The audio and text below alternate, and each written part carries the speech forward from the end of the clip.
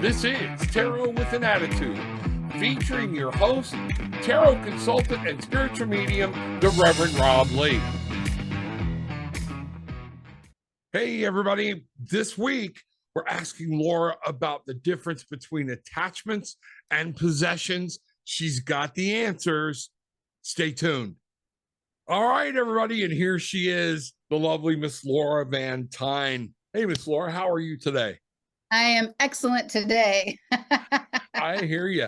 Boy, a lot of people have been talking and hitting about they can't wait for part 2 of this thing. We left them hanging with a ghost girl walking in your house, but then we crossed one over.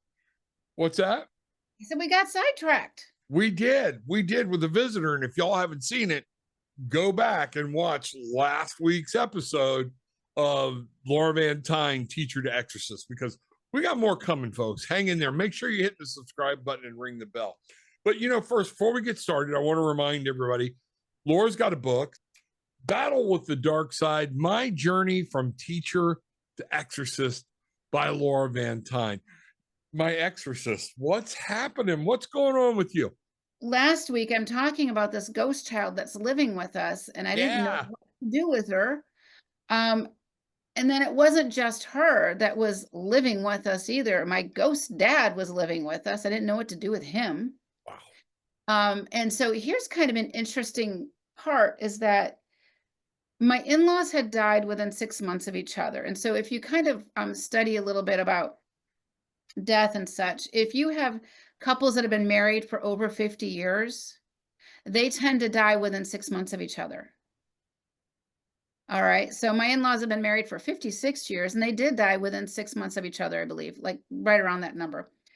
And we never saw them or anything like that. But when my dad died a year later, he showed up in our house and I'm like, what's the difference? Why aren't my in-laws here? Why is my dad here?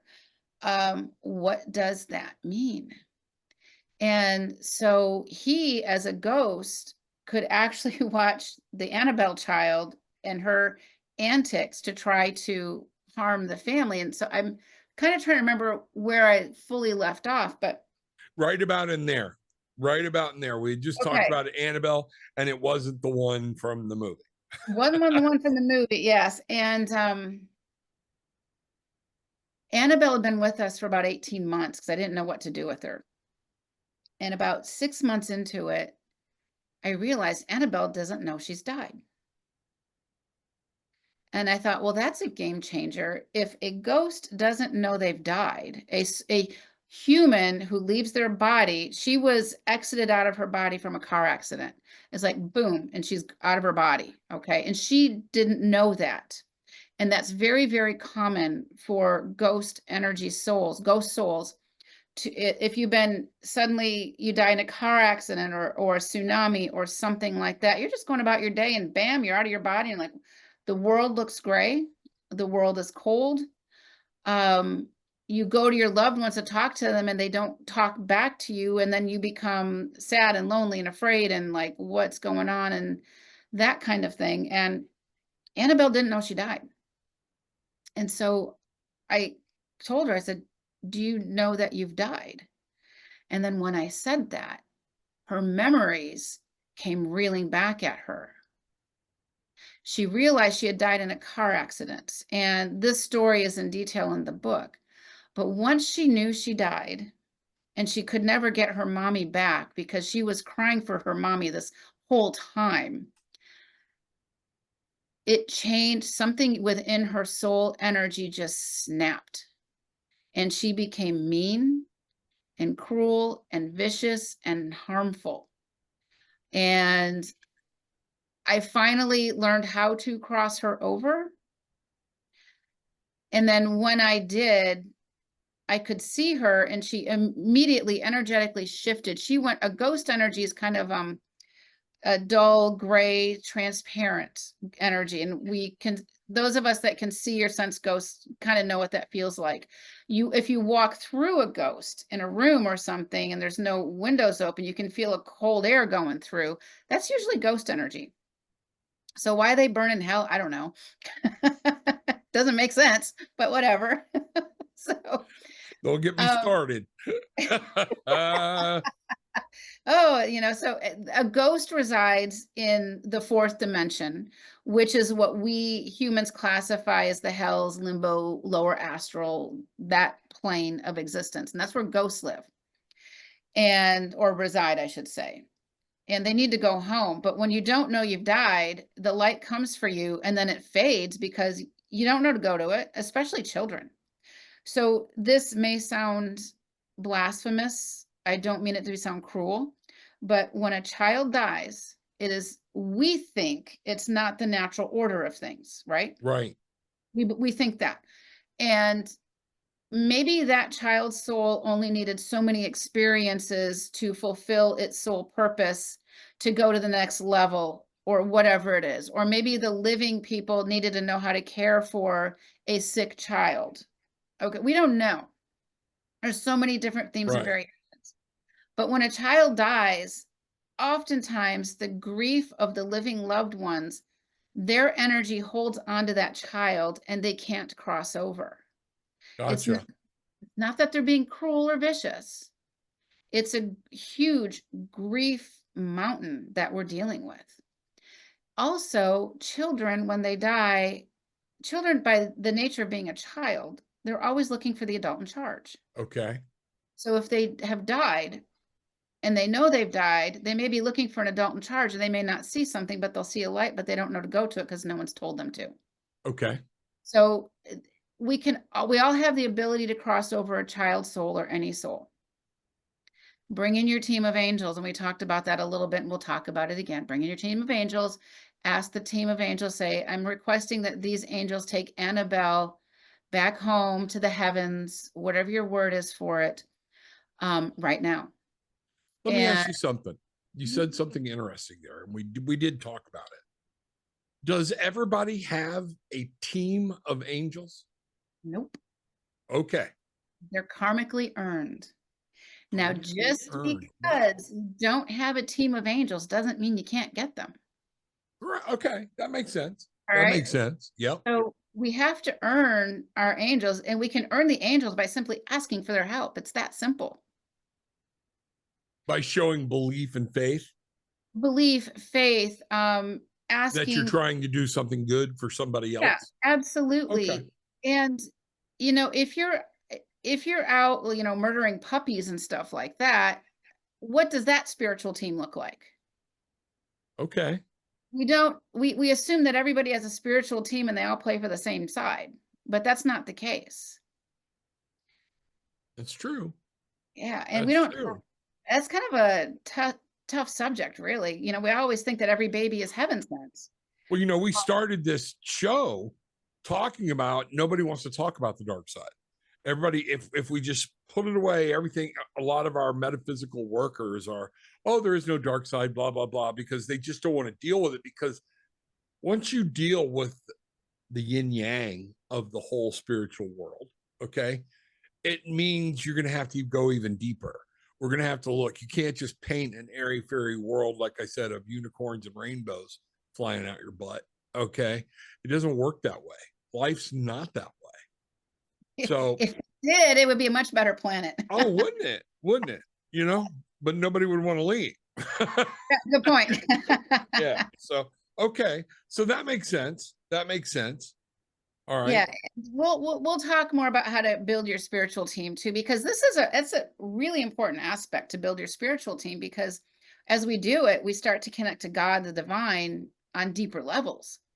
But it has to be with intention and discernment to do so. So a child who dies, we need to help them cross over. Excuse me. Oh, bless you. Um, we need to help a child who dies to cross over. We don't want to assume, and this is part of the false human construct we have when somebody dies, oh, they're in a better place. How do we know that? Oh my God. Don't get me started. How do Don't we get know? me started. Yeah. So don't assume. You know what they say about the word assume, right? It makes Right. it, yeah. Well, and I did I did 2 years worth of my internships in hospice, working with children who lost a parent, a guardian, a loved one, and families, and in a trauma center. And one of the first things you learn is use the words dead, death, and dying. Okay. You stop sugarcoating it. A lot of times it's, well, they're better off, because people say that because they're kind of stupefied at what do I say? Yeah. We're all taught we have to bring peace rather than just being able, if you need anything, I'm there. Let me know what I can do, and just leaving it at that. And I know this, and let me ask you this, because I know when my parents passed, I got so tired, and I didn't think I would, but I did, of hearing other people go, I'm sorry. I'm sorry. Yeah. And so when you lost your father, did you hear that a lot? I did. He died quickly and suddenly, and this is also in the book. I knew he was going to die. Okay. And my dad was always kind of like my person. Okay. We could finish each other's sentences. We had such a strong connection. And when he died, my in-laws died, and then a year later, my dad dies. That was a sucker punch of a lifetime. I mean, he died at 62. At what age? 62. Okay. And, pancreatic cancer. I mean, boom. And that's in the book also, because there was a lot of things I didn't understand. I didn't understand that the last time I saw my dad, he had this gray coating on him. I didn't know what that meant. That was a form of, I'm going to call it etheric rigor mortis. Okay. That future already set in for him, and it was heartbreaking. And so, yes, back to it. And people would say, I'm so sorry. I'm so sorry. Yes. And then I would so my dad he taught for decades in a small school district in my hometown. So everybody knew my dad. And I would get every now and then these wonderful little messages from his students. This is like 30, 40 years later. I remembered your dad. He did this. He set me straight. Your dad was tough, but he did this for me. And so I got all of these little messages from people about how my dad affected them, which were so poignant and heartbreaking, but in a good way, if that makes sense. No, I'm total sense. And And that's what I think, telling people that are witnessing somebody else in grief, share an anecdote that you remember about the loved one in a happy way. But I'm sorry, after a while, it really angers people that are experiencing loss. After a while, you get tired of saying it's okay. It's okay, right. because you're forcing me to say, oh, it's okay, when ain't crap okay. Yeah, it's a false truth, right? We're forced to state false truth. And, giving an antidote, I think, it's a homage to that person, knowing that their energy, their energetic signature still carries on the earth plane, and it still affects people. That's a big deal. Yeah, it is. And, we're going through this, and at that time, and then my dad starts living with us, and I've got Annabelle, I've got my dad. We got these random other ghosts going on. Remember the one ghost that told one of my daughters that Santa Claus wasn't real? Oh, nice. Like, what a jerk. If you're a jerk in life, you're a jerk in death, okay? And we had so many ghosts and entities in our house. I swear to God, if they were in physical bodies, the fire department would have been over and cited us for a code violation. Okay. It was that bad. But I didn't know what to do with them. And it's like we became this ghost magnet of energy. And all I could think of was, if I banish them or cast them away, they're going to go to my neighbors. They're going to go here. They're going to affect other people. I don't want to be responsible for that. I need to figure out a solution. And Annabelle became very vicious and cruel. She would stab people with this etheric knife and leave welts on us. She would torture me and others that could hear her with stating things that were just cruel and vicious. Like, she would tell one of my kids, like, oh, nobody likes you in your classroom. And so these thoughts, and this goes back to a lot of kids are sensitive and they hear these thoughts that aren't true, but yet they start to believe them because they think they're their thoughts, but they're not their thoughts. I worked with a young woman. I'm kind of going all over here a little bit. No, let's go down that path. I worked with a young woman who wanted some help because she couldn't figure out why she never felt like she was ever alone. And my first words to her were, do you have voices in your head that tell you to kill yourself? The balloon deflated instantaneously. She goes, every day I wake up and I hear in sets of 3, go kill yourself, kill yourself, kill yourself. Every single morning I hear this, and it's so hard not to. And I said, okay, we're going to work. So much like what you and I did for Tabitha last week, I will do also to remove dark entities from people. Okay. And this young woman had a larger than normal, maybe like 6 or 8 dark entities that were attached to her. And they were trying to get her to commit suicide. Why would they do that? Why would they want her to commit suicide, right? Right. Well, if she commits suicide, they can snatch her soul. That's a scary concept. That is a scary concept. So I learned from that experience that the concept of as above, so below really is true. We have kidnappings on the earth plane, right? These dark entities wanted her soul energy permanently. So if they could convince her to kill herself, they would grab her soul and have access to her soul energy to feed off of. Okay. This shit's scary. It is. And, a lot of people don't think about it. In tarot, that becomes the magician most of the times is, holding a wand up, pointing down. And most people don't realize. And that's one of the things is about as above, so below. But I want people to stop for a moment and think about that statement. As above, so below. And they're pointing past, not to this earth. These are ideals that we're talking about, that we are on a plane betwixt and between. Am I making sense, or have I just gone off the deep end? No, this is perfect sense. I wish you were going off the deep end, but no, this Yeah. is So I want people to understand we have all of this energy moving back and forth, white and dark. Okay. I'm not going to go good or bad or negative or whatnot. There is dark energy. Okay. And we are in the flux between it. And that to me is just what you're saying with that as above, so below. We have to realize we're in an actual energy field in the middle of it. Is that, yeah. Okay.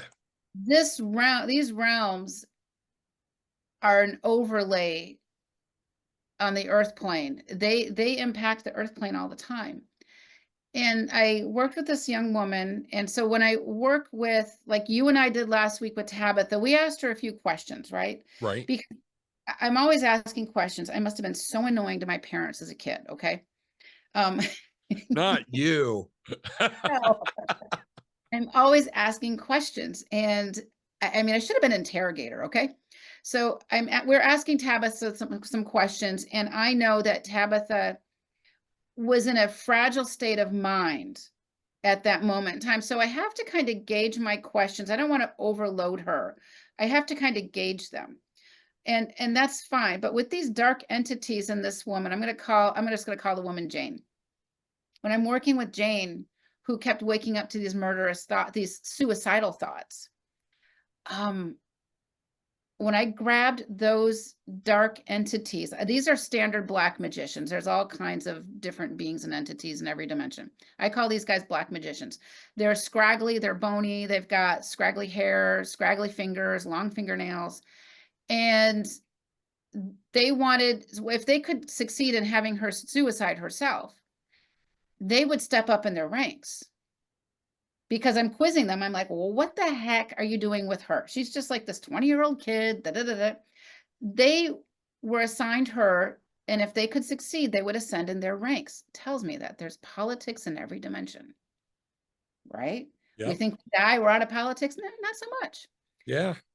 So I'm quizzing them. I'm asking them questions. Why her? They can ascend in their ranks. They wanted to keep her soul. That's scary. Now, when I crossed them over, I handed them off to the God source energy through my spiritual teams. The girl did not have another issue. Okay. Those thoughts went away. And so I also had to talk to her. It's like, look, those were not your thoughts. You say those are not mine. If they ever come back, they are not yours. They are not yours. And I gave her some tools because we always have to add to our spiritual tool belt. I gave her some tools to help herself. Do not dabble in these things. Do, addictions and even video games, they bring in dark stuff. So we talked about it. She abided by those concepts that I gave her. She's not had a problem. That's a big deal. She got her soul sovereignty back. Wow. Okay. So let And me it ask you this. took an hour. Is there a difference between attachments and possession? Yes. Okay. Possession means that something is inside my body, Okay. inside my soul. And you can see somebody who is possessed, their eyes will shift. Watch them, and their personalities will shift.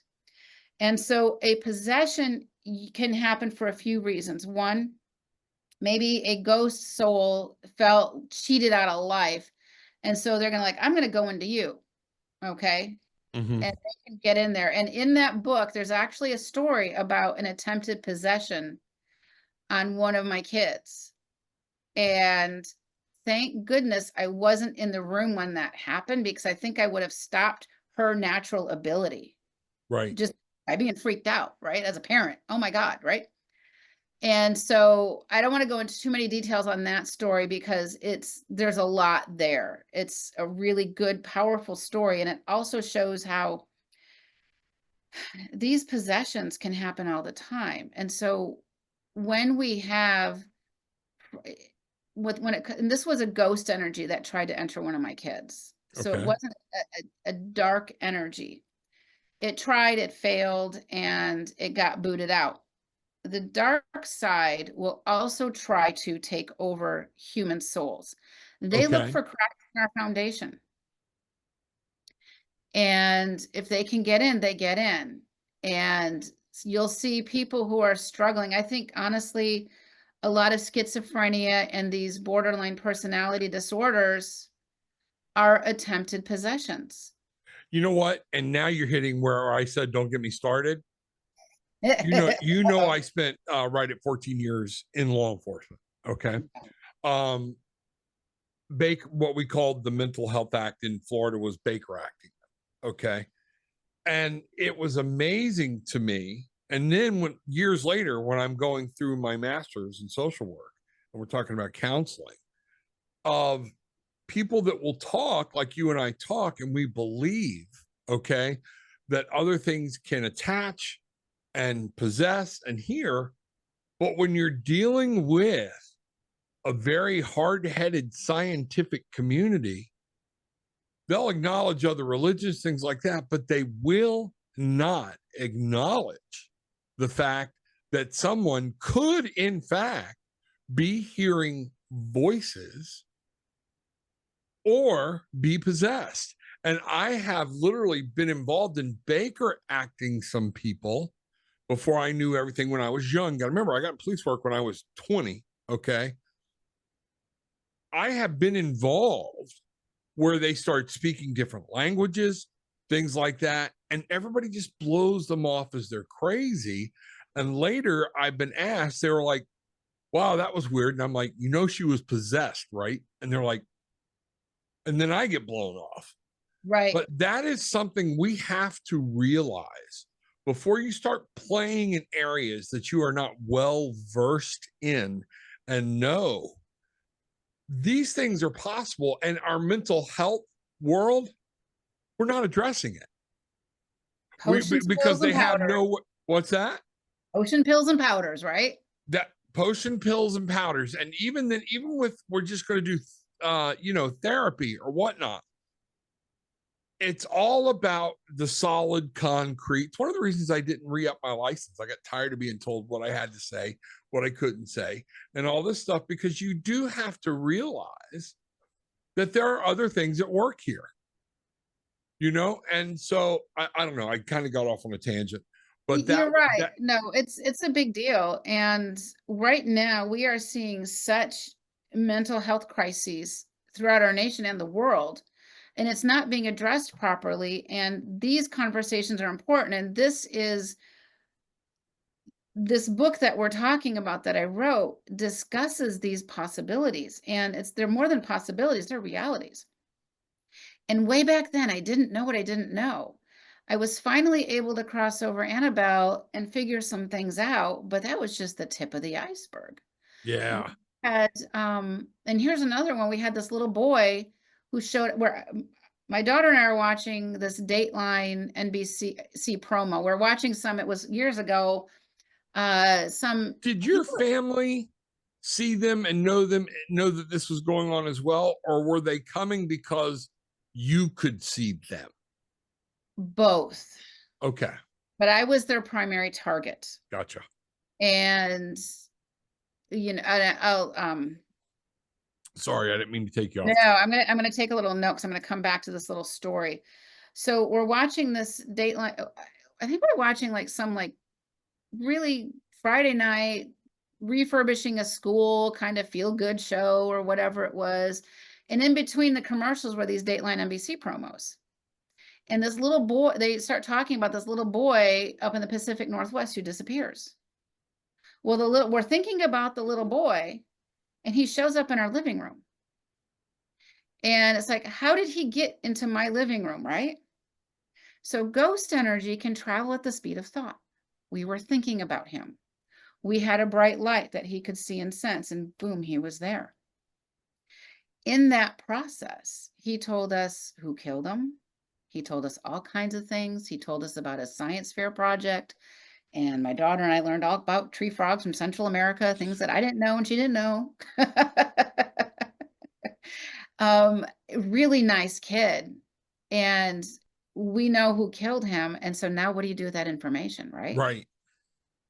I tried to call the police, and it was interesting because you called the police number from that local city, and they're like, we do not accept any phone calls from psychics, blah, blah, blah, blah, blah. And okay, game over, right? Yeah, you can't pass on information. I know. And it was very good information about where his body was, what happened to him, etc. And it's like, okay. But he got the help he needed by being crossed over.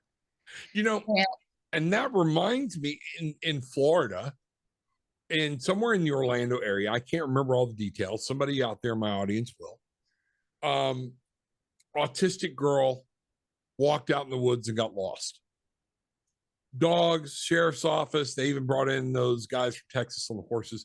They could not find her. Okay. Days she was out there. Finally, one guy pulls up, goes out in the woods, and finds her. They tried to turn him into a pedophile, pervert, or whatnot because they just couldn't believe. And you know what he said was? He said, I pulled up to where y'all said she was last seen, and I said a prayer, and I asked God to show me where this girl was. And I just started walking and called her name. She answered me. They grilled that little girl for days about, did she ever meet this guy, whatnot. And finally, there were no apologetics. There was no nothing. The story just freaking died. And there are things like this that are happening every day, but we don't hear about those. And then we vilify, or like I said, we said in the other show, folks, Laura and I are educated. We're not idiots, okay? We're not trying to crank anybody for anything. we're trying to shed light on what's going on out there in the world and give you a safe place to answer questions. But I felt so bad that here was a guy, the church didn't even stick up for him. Nobody came out. It was just like, okay, that's too weird. Nobody's touching it. Finally, it just got dropped. But she got home safe, sound, and I think that proves we all have that capability if we get into the right heart mind, if we get into the right mind to accept and hear guidance and just try it. I think that's available to all of us. Don't you? Absolutely it is. And we have to stop the noise around us. We have to have a belief structure that allows us to believe what may not be true, but to understand we have to discern at the same time. My concern with pursuing that case with that missing little boy was exactly that, right? I had hesitations, and he got the soul help and rest and healing he needed. And hopefully that brought peace to his family, because he would talk about how he would go to his mom's house and run up and down the stairs hoping she could hear his footprints.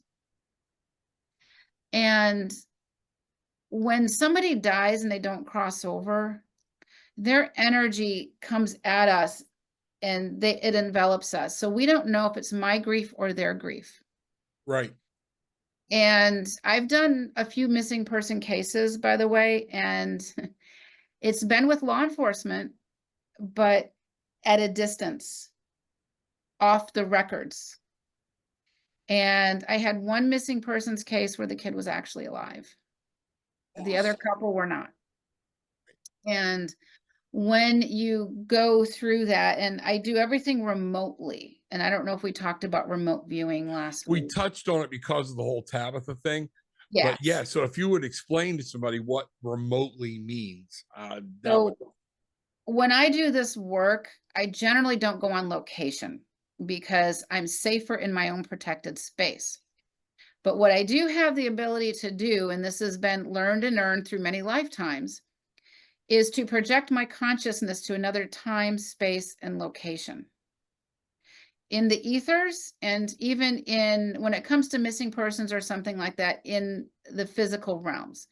And so I remember getting a case where this young girl went missing at a gas station. I think it was I'm going to say North Carolina or South Carolina, somewhere over there, a number of years ago.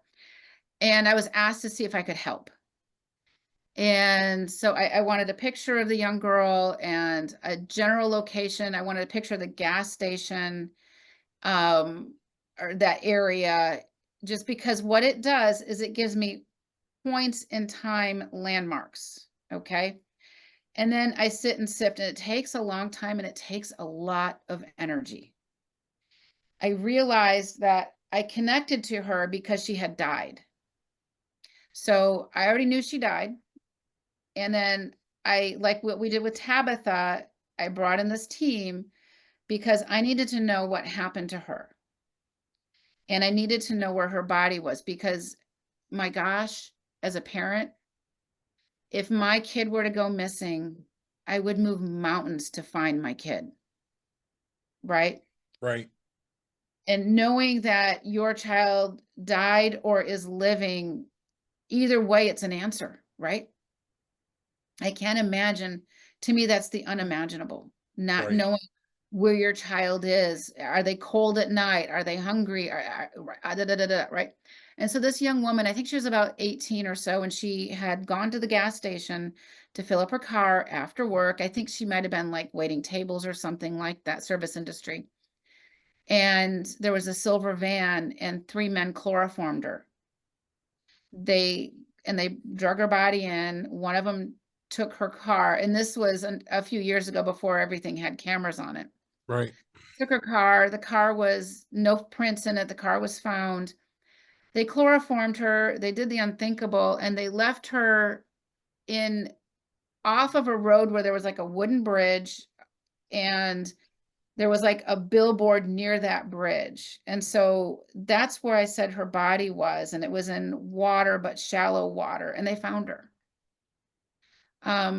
Was the outcome ideal? Of course not, but they did get an outcome, right? And you know, people do need to understand that. Was you know, what's ideal, you know? And the first time I did CPR on somebody, okay, they only live for 24 hours. Now you talk about exhausting. Yeah. Okay. I was exhausted when I was done because this went on for 30, 45 minutes in the first place where I worked because there was no advanced life support back then. We're talking about in the early 80s. Okay. And with just EMTs, we had to wait on a helicopter to come in. I was exhausted. And the next day I was anxious to find out how he was doing and was told he had passed away. And the doctor on the phone heard me just kind of be like, son of a bitch. And he's like, you need to realize one thing. You allowed that family to say goodbye. You allowed them to, rather than getting the news, your dad died over here. Your dad's had a heart attack. He's in the hospital. They were able to prep. Don't ever discount that 24 hours or even just finding something out. The knowing is where the comfort will come from. And that affected me deeply from that point in about outcomes. You know? That's beautiful. That is such a poignant conversation right there. That's Yeah. huge. And you're right. So, I mean, it is one of those things where people don't, we tend to take the little details and we throw them away. Don't ever think something, you know, well, I failed. No, you didn't. No, you didn't. Something came out of it. If you put good out, something comes out. Okay. May not be what you're seeing, and you may never actually see it, but that, and I think that goes into what you're talking about, the karma and building your angel team of you put that out there, you put the effort in with your heart and you felt it. Now you're building angelic karma. Can we call it that? I just like We can, and our angels earn karma too for helping us. But if they're standing around twiddling their thumbs, they can't, you know. I never thought about that.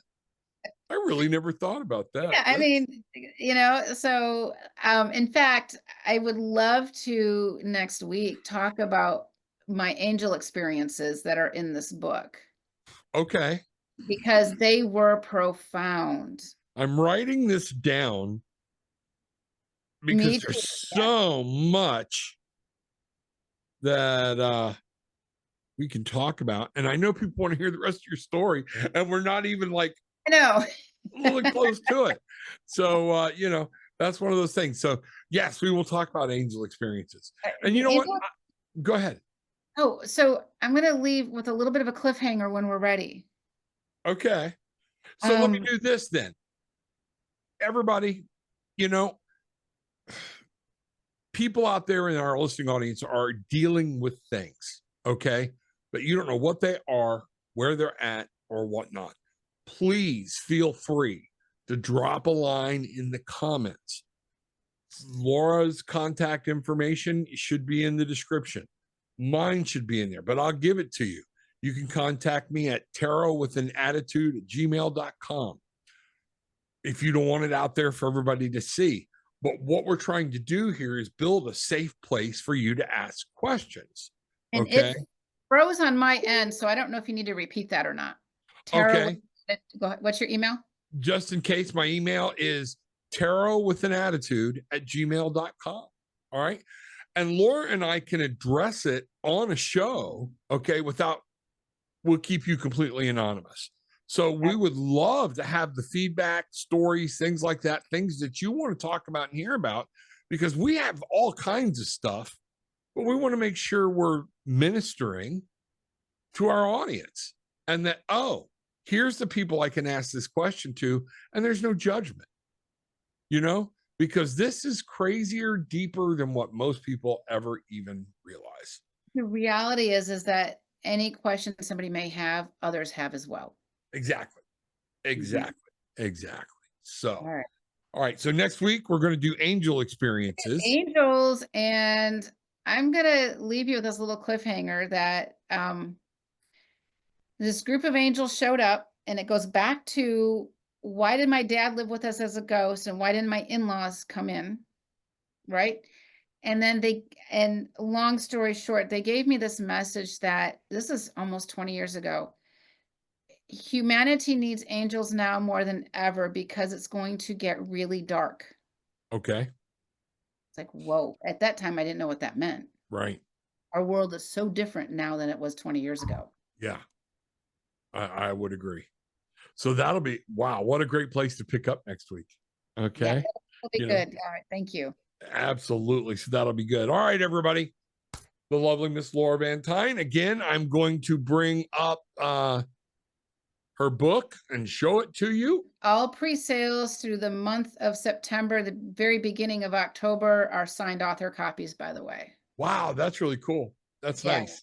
Yeah, so I had a lot of people ask for signed author copies, so I'm going to go do that with the pre-sales. They will be sent to my house, and then I will ship them out. All right, really good. And guys, the pre-sale link is right down below in the description, so make sure you click on it. Make sure it's there. Battle with the Dark Side, my journey from teacher to exorcist. I know we're weaving a wacky path. We're not just going right through this, but there's some great things coming, and we want you to experience them all. So with that being said, you know, you got anything else you want to say before we close this party down? You know, it's all good, and I'm grateful for this opportunity with you. It's so good to hang out with you again. I love hanging out with you. This is great. And it's just amazing to me how many more different topics and rabbit holes you and I are going to go down. So everybody stay tuned. Battle with the Dark Side, Laura Van Tyne, and your very own Reverend Rob Lee. Wow. Boom. Bang. All right. So everybody, take what you want. Leave what you don't. It's okay. But leave having experienced some peace, love, and light. Bangarang. This is Tarot with an Attitude, featuring your host, tarot consultant, and spiritual medium, the Reverend Rob Lee.